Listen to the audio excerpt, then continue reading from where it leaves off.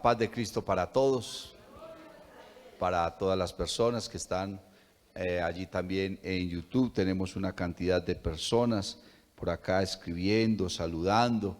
Gloria al Señor, qué grata bendición tenerles a todos allí dispuestos para comer la palabra. Amén, en el nombre de Jesús. Si ustedes gustan abrir su Biblia, por favor,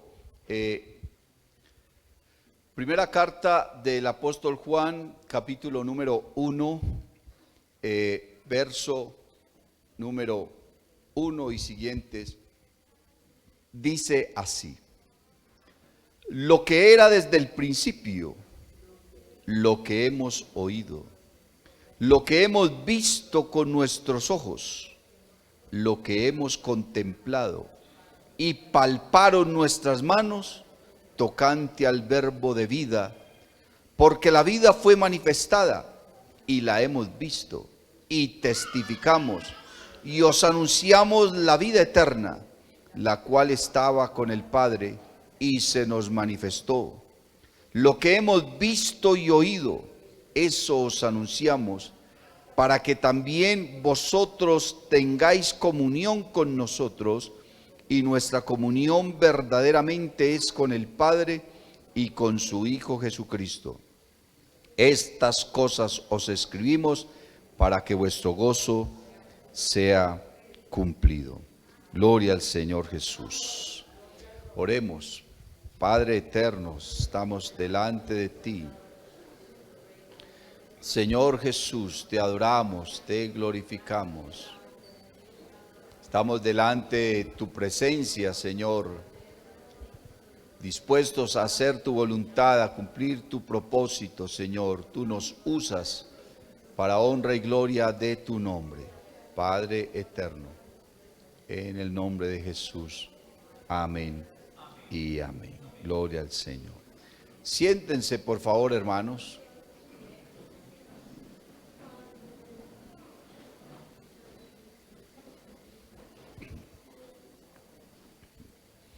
Bueno, uno de los testimonios impactantes que encontramos en la Biblia es el testimonio del apóstol Juan. Amén. Tremendo testimonio. Qué bueno que usted algún día se diera a la tarea de estudiar la vida del apóstol Juan, como el Señor entonces le llamó, le usó. Sabe que Dios no utiliza a nadie. Uno a veces escucha a la gente que dice por ahí: no, es que Dios me está utilizando. No, Dios no utiliza a nadie. Las palabras tienen un contexto y hay que saber cómo se desarrolla ese contexto. Utilizar tiene otro sentido. Dios no nos utiliza, Dios nos usa. Amén.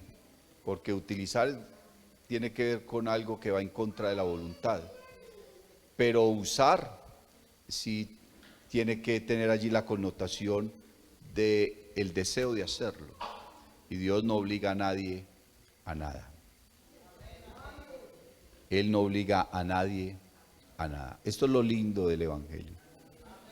Que todo lo que hacemos lo hacemos voluntariamente. Pero si usted le sirve al Señor y lo hace bien, entonces tiene bendición. Si usted quiere servirle a Dios, pero lo hace mal, entonces tendrá frustración en su corazón, ¿cierto? Y Dios lo demandará porque usted se comprometió. Qué bueno poder hacer las cosas para Dios voluntariamente, pero hacerlas bien. A veces pensamos que es la iglesia, que es para Dios, que no tiene tanta trascendencia, entonces hacemos las cosas de cualquier manera, más bien no haga nada. Yo le doy ese consejo. Si no lo va a hacer bien, más bien no lo haga. Más bien no lo haga. Porque el que está recibiendo ese servicio es muy grande. Es muy digno. Aleluya. Todo lo sabe, todo lo conoce, todo lo ve. Y si lo hacemos bien, entonces recibiremos recompensa. Juan era un muchacho por ahí de unos 20 años cuando el Señor lo llamó. Amén.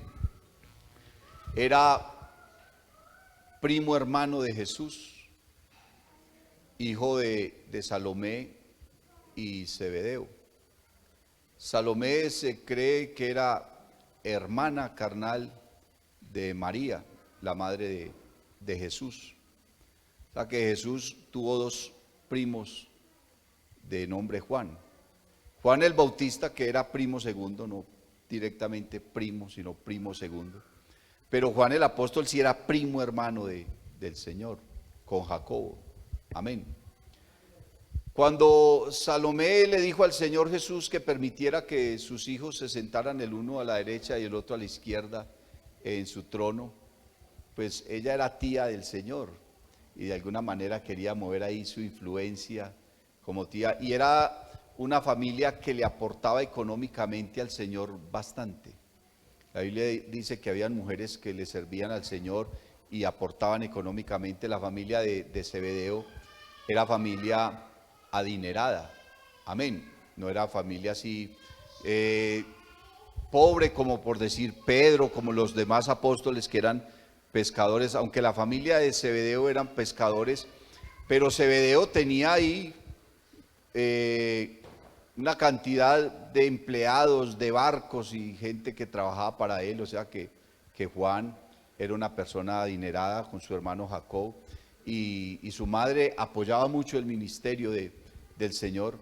Y el Señor, cuando ella le dijo eso, que permitiera que sus hijos estuvieran el uno a la derecha y el otro a la izquierda, el Señor les dijo: mujer, eso ya está dado.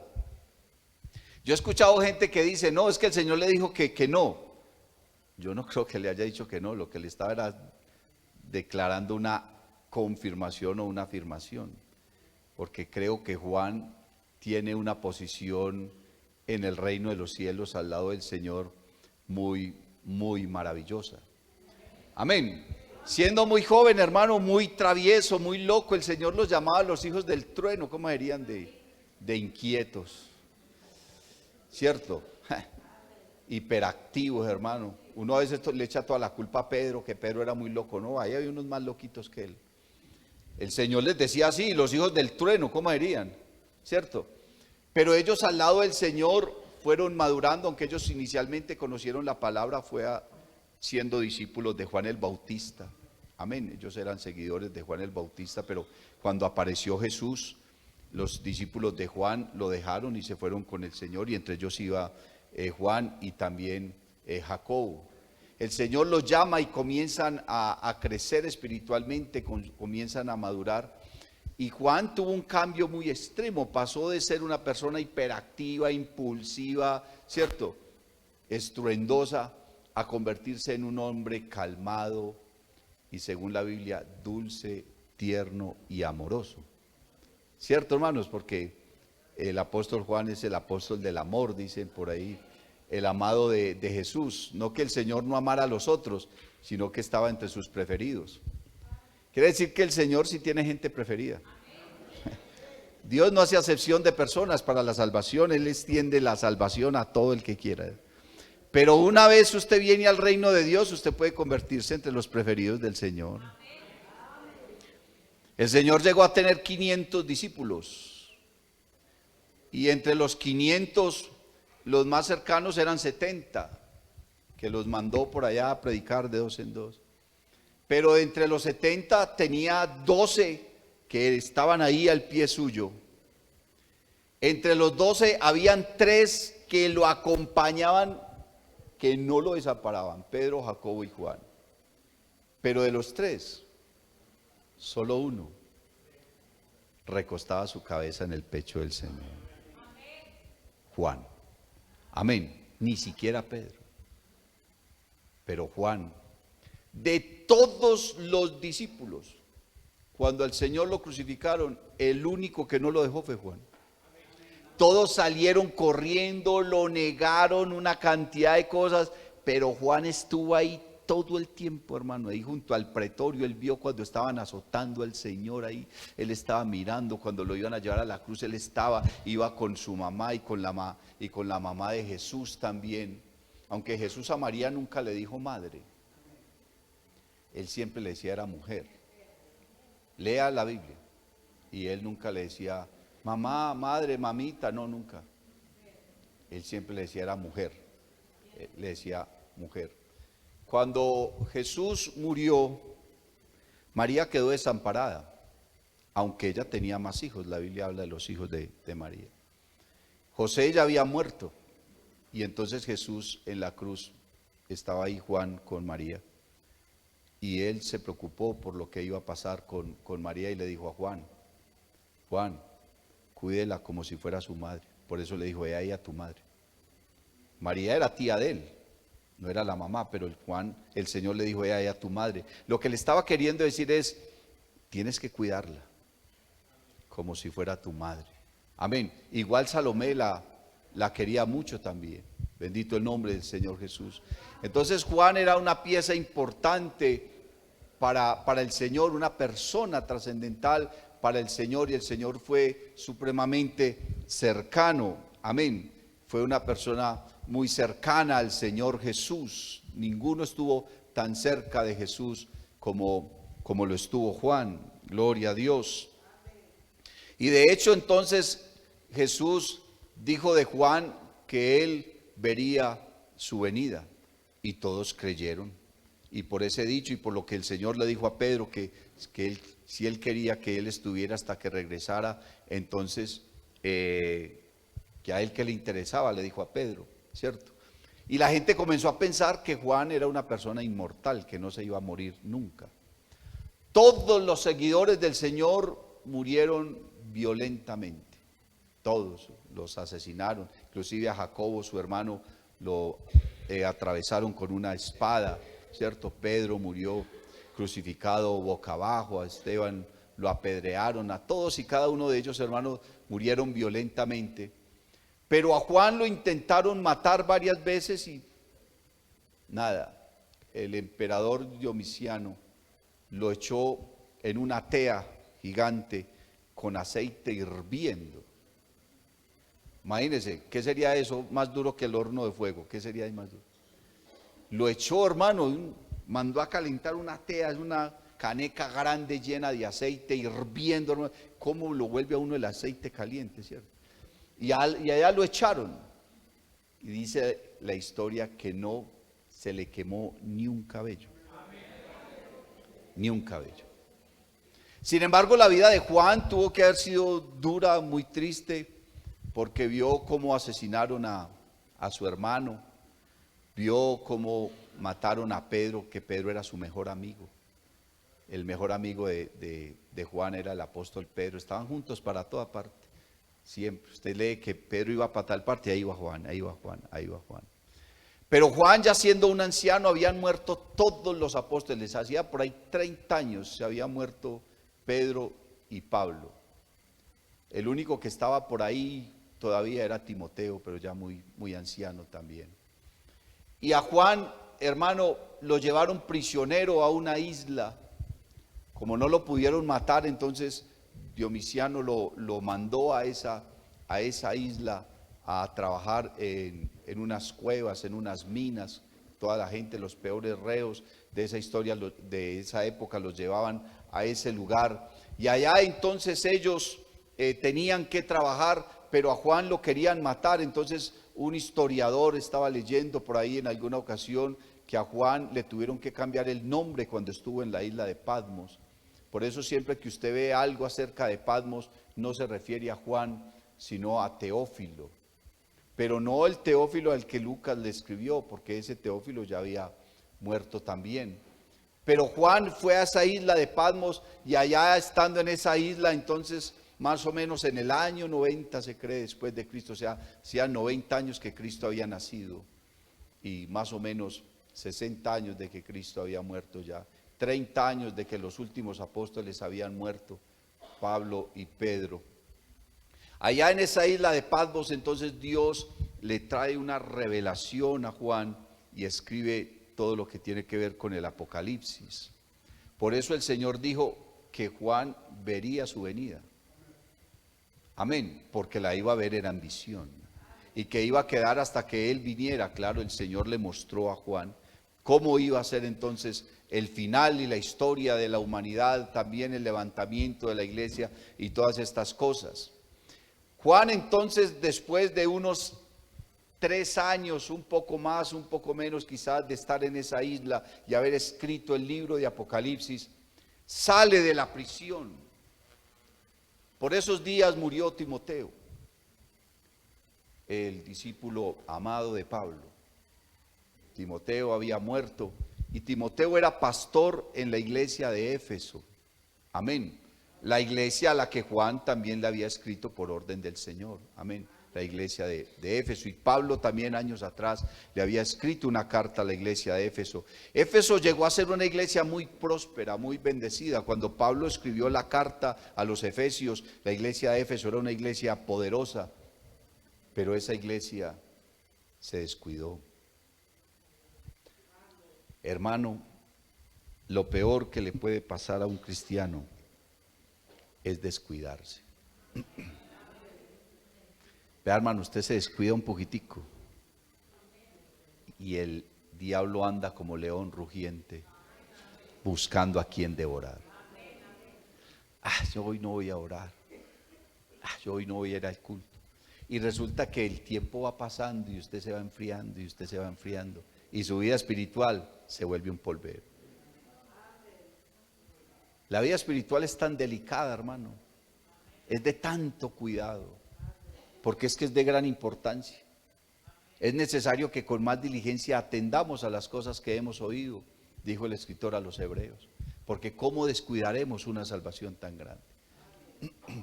Yo a veces me pregunto, la gente que fue cristiana, que fueron bautizados, que recibieron el Espíritu Santo, que le sirvieron al Señor, pero que se descuidaron y se perdieron, cuando estén en el juicio final, ¿qué irán a decir? Que esté el Señor ahí de frente diciéndole, ¿por qué hiciste eso? ¿Por qué no buscaste? ¿Por qué no creíste? ¿Por qué preferiste el placer? ¿Por qué preferiste la mundanalidad? ¿Por qué preferiste el pecado después de haberme conocido a mí? ¿Y esas personas qué le van a contestar al Señor ese día? Y saber que de ahí van es para el lago de fuego. Pues, después de haber conocido la verdad. Porque una cosa será el juicio para el que nunca conoció a Dios. Pero los que conocieron a Dios. Usted lee la vida de Judas y mucha gente dice, uy, pobre Judas, le va a ir mal. Yo creo que a Judas no le va a ir tan mal como a muchos. Hay gente que le va a ir peor que a Judas, porque hicieron cosas peores que el mismo Judas. Porque finalmente el Señor era necesario que fuera entregado. Pero hay gente que se comporta peor que Judas. Bendito el nombre del Señor Jesús. Juan entonces escribe toda esa narrativa del Apocalipsis, la revelación de parte de Dios, la confirmación de lo que Dios ya le había mostrado al apóstol Pablo. La Biblia dice que el apóstol Pablo subió al tercer cielo y vio cosas que no le fueron permitidas decir. ¿Por qué no le fue permitido decir? Porque él no era el encargado de hablar de ellas ni de escribir, sino Juan.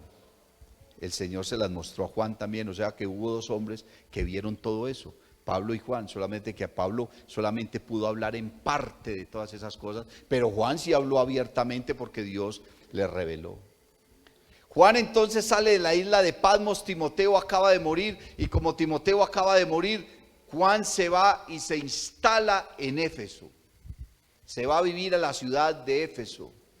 El último de los apóstoles, hermanos, la gente casi que idolatraba a Juan. Casi que lo idolatraban. Juan se convirtió en un personaje importante y trascendental, hermano. Acaba de escribir el Apocalipsis y ese libro se regó, hermano, por todas las iglesias. Juan se hizo famoso. Le escribe a las 7 iglesias que estaban en aquel lugar, en el oeste de Asia. Amén.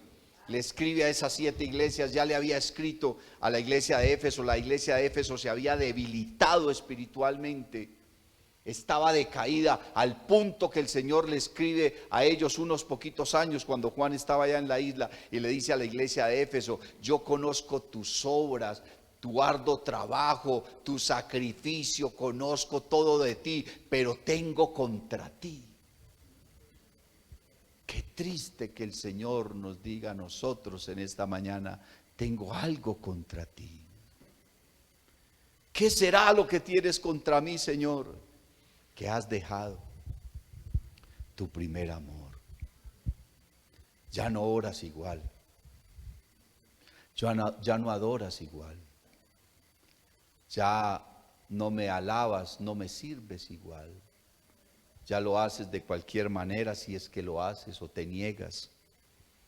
Ya no buscas mi presencia, ya ni siquiera la fidelidad te llama la atención y crees que no es necesario, te justificas, te llenas de motivos, de argumentos, ya no eres el mismo, has cambiado. Y el Señor le llamó la atención a Éfeso y le dijo, tengo contra ti que has dejado tu primer amor. Juan llega a la iglesia de Éfeso. Hay 7 congregaciones alrededor, muy cercanas todas.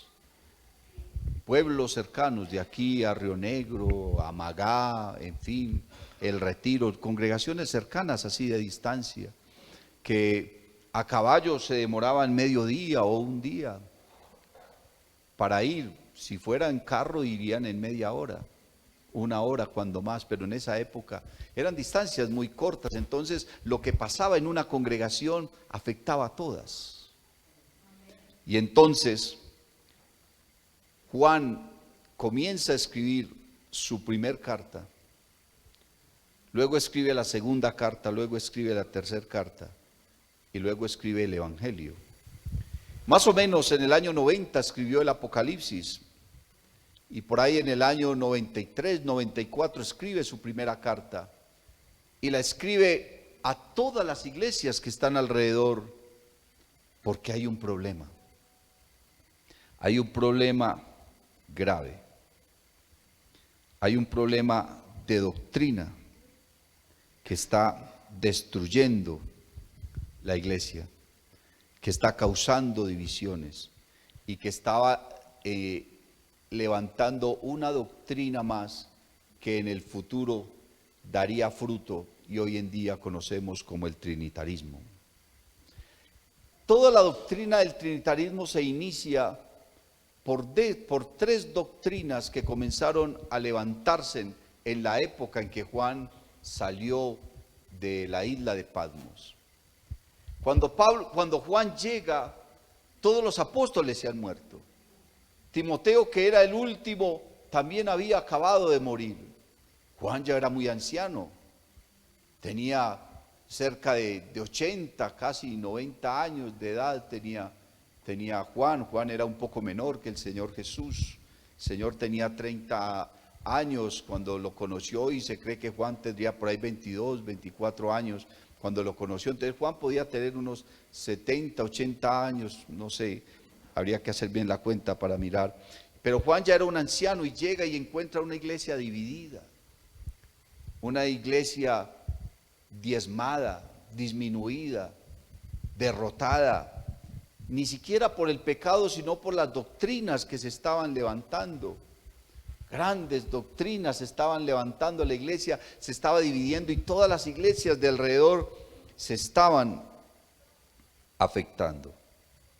Esas doctrinas se conoce como la doctrina de los ebionitas, la doctrina de los cerintios y la doctrina de los docetas, el docetismo. Y a eso se le sumaba una doctrina más que era la doctrina de los gnósticos, el gnosticismo. ¿Qué decían los ebionitas?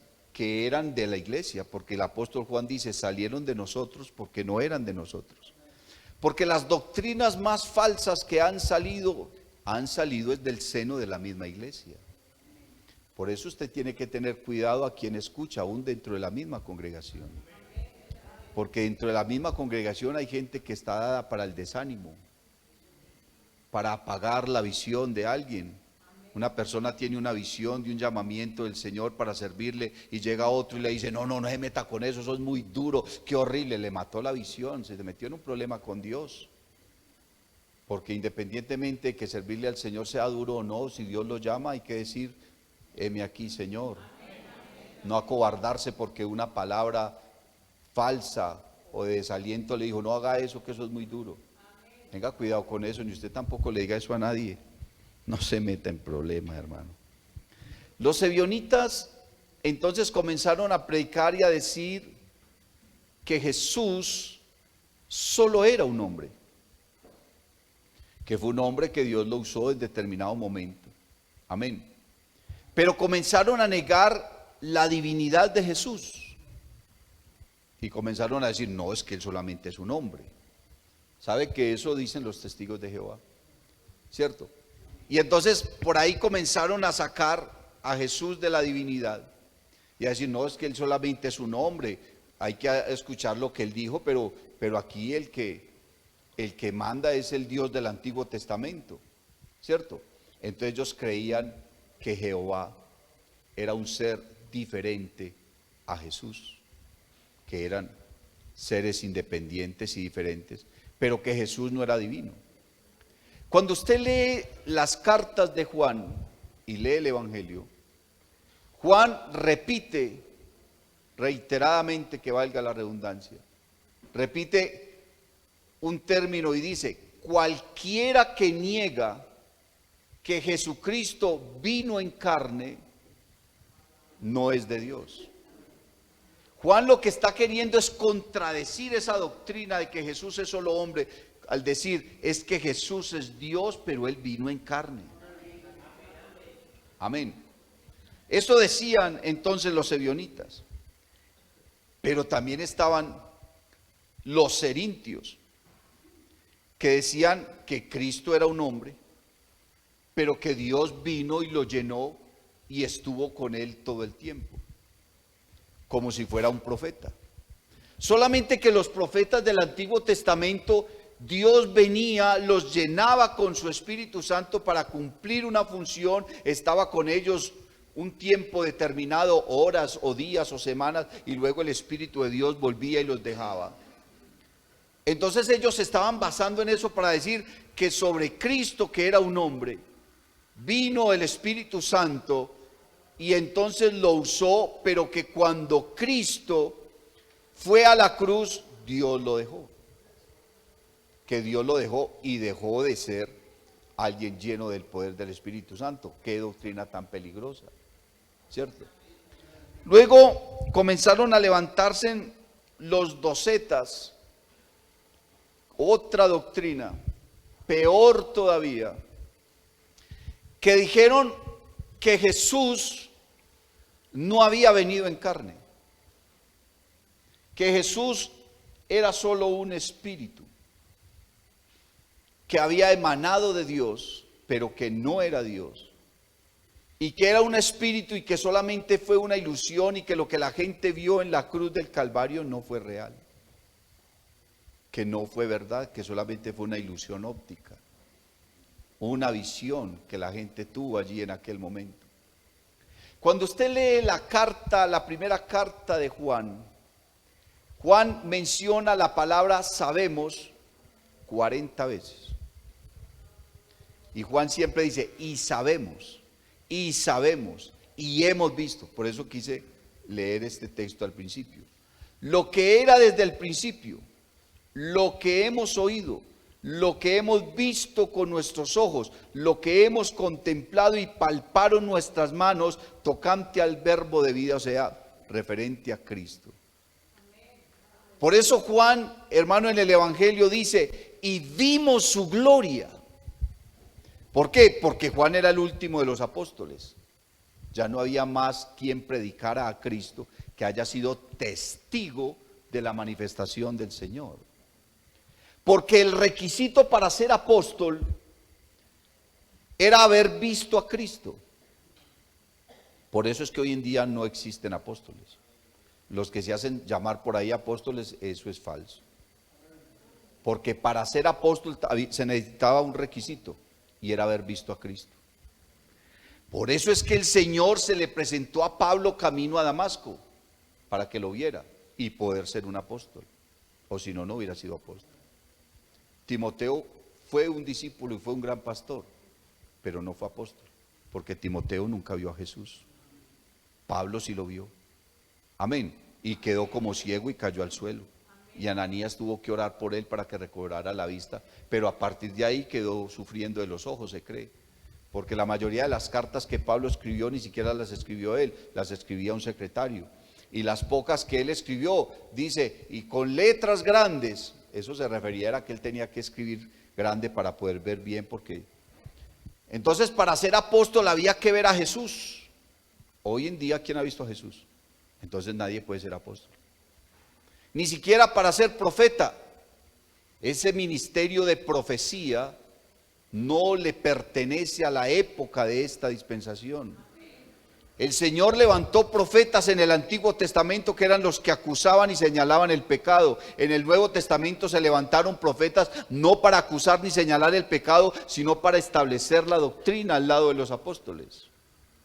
Porque no había una doctrina.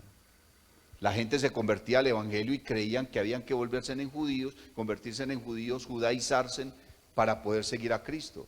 Y eso fue lo que el apóstol Pablo tuvo que corregir en el concilio que hubo en Jerusalén, porque los apóstoles decían que los gentiles que se convertían al evangelio los tenían que judaizar, porque no conocían bien el evangelio del reino, el evangelio de la gracia para los gentiles, porque uno fue el evangelio para los judíos y otro el evangelio para los gentiles, o sea, para los forasteros y extranjeros, peregrinos que estamos fuera de la ciudadanía de Dios. Y Pablo tuvo que corregir eso. Por eso Pablo se llamó apóstol a los gentiles.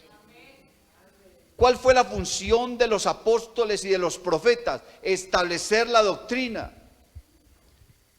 Eso dice la Biblia, que debemos fundamentarnos, que debemos establecernos, amén, que debemos seguir, basarnos en el fundamento de apóstoles y profetas, siendo la principal piedra del ángulo Jesucristo mismo. Fueron los apóstoles y los profetas de esa época los que establecieron la doctrina, pero la doctrina la escribieron en un libro y aquí está. Si en este momentico se levanta un apóstol, la función del apóstol es establecer una doctrina, entonces vamos a estar cambiando la doctrina de la Biblia cada 8 días. Cada que un loco se levante por ahí a decir que es apóstol, no crea eso. La Biblia dice que Dios estableció a unos como apóstoles, a otros como profetas, a otros como evangelistas y a otros como pastores y maestros. De esos 5 ministerios, 2 ya no están, ni los apóstoles ni los profetas. Eso que hermano, que Dios me mostró que usted debe hacer tal cosa, olvídese de eso. Si usted se pone a hacer eso, terminas por allá comiendo cuento o un espíritu de adivinación, que es diferente, ser profeta a tener un espíritu de adivinación. Quedan evangelistas, pastores y maestros, pero resulta que los maestros no es un ministerio aparte del pastorado, porque el pastor tiene que ser el maestro.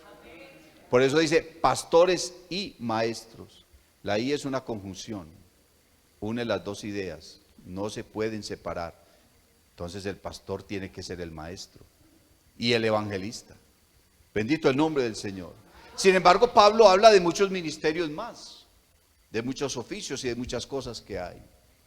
Juan comienza entonces a decir, como el último de los apóstoles que fue, comienza a decir que él fue testigo de Cristo. Dice, vimos su gloria. Dice, lo vieron nuestros ojos, lo tocaron nuestras manos. Para rechazar la idea de que Cristo era solo un espíritu. También rechazó la idea de que Cristo era solamente un hombre, porque él dice, vimos su gloria. Juan, Jacobo y Pedro subieron al monte Tabor, un monte que había, hermano, allá en la tierra de Jerusalén, de Palestina. Y en ese monte subieron ellos y Jesús, hermano, estaba ahí y se transfiguró. Se transfiguró, sus vestidos se volvieron resplandecientes, su rostro iluminaba y aparecieron 2 hombres, Elías y Moisés. Y escucharon una voz del cielo que dijo, este es mi hijo amado, a él oíd. Cuando Juan bautizó a Jesús, cuando Juan el Bautista bautizó a Jesús, Juan escuchó una voz que le dijo, este es mi hijo amado en el cual tengo complacencia. Pero cuando Pedro y Jacobo y Juan escucharon la misma voz del cielo, la versión cambió un poquito. este es mi hijo amado, a él oíd. Y estaban Elías y estaba Moisés, porque Elías y Moisés representaban la ley y representaban los profetas. Dios les estaba dando un mensaje a ellos diciéndole, el fin de la ley es Cristo. Y ahí estaba Moisés, que era el representante de la ley. El fin de los profetas del Antiguo Testamento es Cristo. Y ahí estaba Elías, que representó a los profetas. Y dice, a él oíd. O sea que Cristo traía una palabra que sería diferente a esa ley y diferente a la profecía, porque traía un mensaje. Cristo es el fin de la ley y los profetas, pero la ley no se ha terminado. Todavía el mundo está bajo la ley. Y la única manera de ser libres de la ley es a través de la gracia. La única manera de ser libres de la ley de Moisés es aceptando la gracia. Bendito el nombre del Señor Jesús. Porque Pablo dice que así como el hombre y la mujer están unidos en matrimonio y solamente quedan libres cuando uno de los dos muere, dice Pablo, usa esa analogía en la carta a los Corintios. Dice, la única forma de ser libres de la ley es muriendo a la ley. ¿Y cómo morimos a la ley? Naciendo en Cristo. Alabanzas al nombre de Jesús. Pedro, Jacobo y Juan vieron a Jesús transfigurado, y por eso Juan dice, vimos su gloria. Jesús no era un hombre corriente. Jesús no era un hombre común. Juan entendió y supo que el nombre del Dios del Antiguo Testamento era la revelación en el nombre del Dios del Nuevo Testamento. Porque ningún nombre del Antiguo Testamento era el verdadero nombre de Dios. Llame a Dios como quiera en el Antiguo Testamento, y Dios no se llama así. Él responde cuando uno lo llama Jehová, o si usted le dice Yahvé, o si le dice Alá, porque esa fue la forma que los hombres tuvieron que idear para poder llamar a Dios, porque no sabían cómo decirle. Y Dios les respondía. O sea, Dios nunca dijo, no me diga Jehová, hermano, pues, ¿cómo va a decir? No, ¿cómo que? ¿Cuál Yahvé? No, a él le decían Jehová, le decían Yahvé, toda esa cantidad de nombres que dice el Antiguo Testamento, y él respondía, pero ese no era su nombre. ¿Usted sabe quién fue la primera persona que recibió la revelación del nombre de Jesús? María, porque el ángel le dijo, y llamarás su nombre Jesús. ¿Por qué Jesús? Porque Él salvará a su pueblo de sus pecados. ¿Y qué tiene que ver? Porque el nombre de Jesús significa Salvador. Jehová eterno Señor, único Salvador. Por eso el Señor le dijo a Isaías, por esta causa mi pueblo sabrá mi nombre en aquel día. Porque yo mismo que hablo, he aquí estaré presente. ¿Cómo que sabrán su nombre? Y es que usted no se llama, pues es... No, ese no es mi nombre. En aquel día, la mujer sabrá cómo me llamo. Y de ahí en adelante todos sabrán cuál es el verdadero nombre de Dios. Y ese nombre es Jesús. Alabanzas al nombre de Jesús.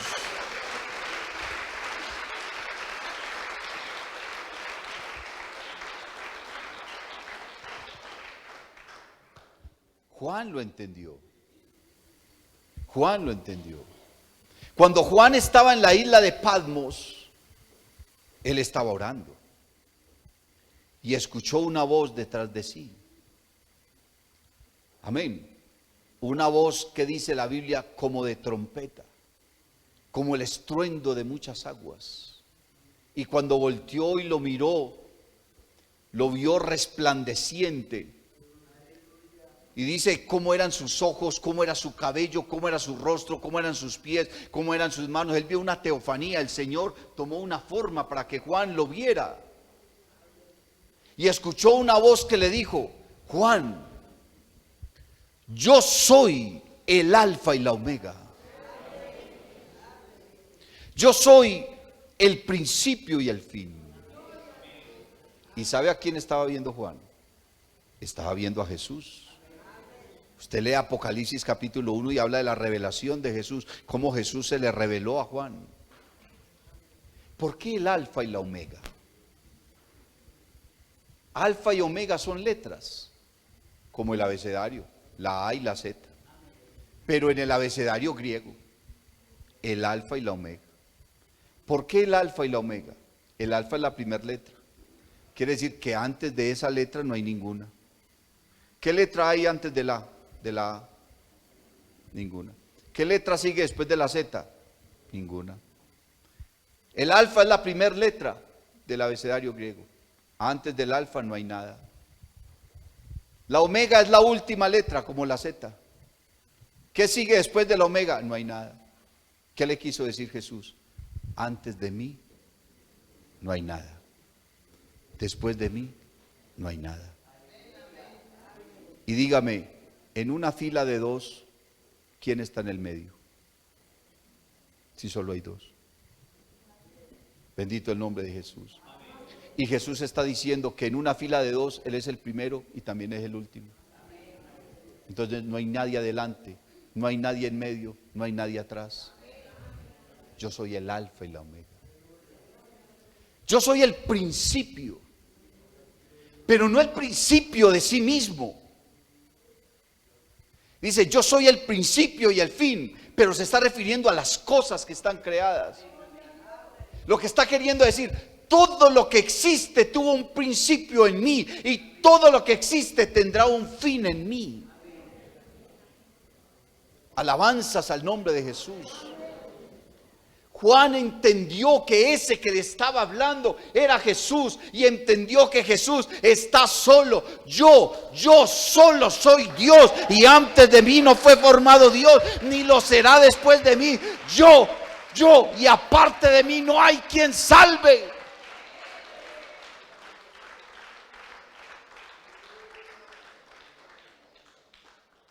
Pablo, Pedro, Juan y todos los discípulos predicaron rotundamente sobre esta doctrina maravillosa de la unicidad. Lo que pasa es que usted no encuentra la palabra unicidad en la Biblia. Usted en la Biblia encuentra la palabra único. ¿Y Pablo qué dice? Al único. ¿Y a quién se estaba refiriendo? Lea el contexto y estaba hablando de Jesús. Y Pablo dice, al único y sabio Dios, sea la gloria y la honra. Por tanto, al Rey de los siglos, aleluya, al Rey de los siglos, solo soberano, Rey de reyes, indivisible, sea la gloria, el imperio, la honra y el poder. Juan escribe esta maravillosa carta, hermano, para que los hermanos entiendan que Jesucristo es el Señor, que antes de Él no hay nada, que después no hay nada. Aleluya. Juan usa tres términos en su carta para referirse al Señor. Juan se refiere a Jesús como la vida. Amén. Juan se refiere a Jesús como la verdad. Y Juan se refiere a Jesús como la luz. Y es, hermano, normal en Juan expresarse de esa manera. No solamente en la carta. Porque Juan, cuando escribe el Evangelio, porque el Evangelio de Juan es tomar las tres cartas y ampliarlas. Es tomar las tres cartas que él tomó y magnificarlas. Si usted lee las tres cartas y luego se lee el Evangelio de Juan, usted ve la conexión directa de lo que Juan quería hacer, atacar esas doctrinas que se estaban levantando. Entonces Juan, después de que escribe las tres cartas, comienza a escribir el Evangelio ya por allá en el año 98, 99, casi a punto de morir, ya estaba anciano. ¿Quién sabe cómo haría para escribir? Y comienza a escribir el Evangelio y dice, en el principio era el verbo, refiriéndose a la palabra. y el verbo era con Dios. Dice, y el verbo era Dios. Porque la creación lo único que conocía de Dios era su voz. Porque a Dios no lo había visto nadie jamás. Todos los profetas escribieron y simplemente decían, vino a mí palabra de Jehová diciendo, hijo de hombre, escribe en un libro estas cosas y entrega. La gente, la creación, aún los ángeles, lo único que conocían de Dios era su voz. Por eso Juan usa el término el verbo, porque el verbo es acción, es movimiento, es vida. No solamente todo lo que se pueda conjugar. El verbo expresa algo más, expresa algo que está vivo, algo que se mueve, algo que tiene conocimiento, que tiene entendimiento. Hermano, Salomón lo dijo en el libro de Proverbios, hablando de la sabiduría estaba con Dios, pero la sabiduría estaba en su boca, porque Dios hablaba sabiduría y con su boca creó todas las cosas y las creó con sabiduría. Alabanzas al nombre de Jesús. Y entonces por eso Juan dice, en el principio era el verbo, o sea, la palabra. Y el verbo era con Dios. Y dice, y el verbo era Dios, porque la voz que oíamos era la voz de Dios. En el principio era el verbo, y el verbo era con Dios, y el verbo era Dios. Y dice, y aquel verbo, no la palabra de un segundo, no la palabra de un tercero, no la palabra de un enviado, no la palabra de un ser creado. Dice, y aquel verbo se hizo carne y habitó entre nosotros. Cuando dice que habitó entre nosotros se refiere a los 12. Él estuvo con nosotros y nosotros vimos su gloria. Dice, aquella luz verdadera, porque Juan siempre se ha referido a Cristo como la luz. Aquella luz verdadera que alumbra a todo hombre venía a este mundo. En el mundo estaba y el mundo por él fue hecho. Dice, pero el mundo no le conoció. A lo suyo vino. ¿Qué era lo suyo? Lo suyo era venir a traer la luz, la verdad, la iluminación. Hay quienes dicen que Cristo murió por la verdad y eso es la mentira más grande del mundo. Cristo no murió por ninguna verdad. La verdad es Él. Y Él no murió por sí mismo. Él murió fue por nosotros. Él no murió por la verdad. Bendito el nombre de Jesús. Él nos trajo la verdad, que es diferente. Dice, a lo suyo vino, pero los suyos no le recibieron. Mas a todos los que le recibieron, a los que creen en sus nombres, a los que creen en su nombre, a los que creen en su nombre. Yo no sé si aquí haya alguien que haya creído en su nombre.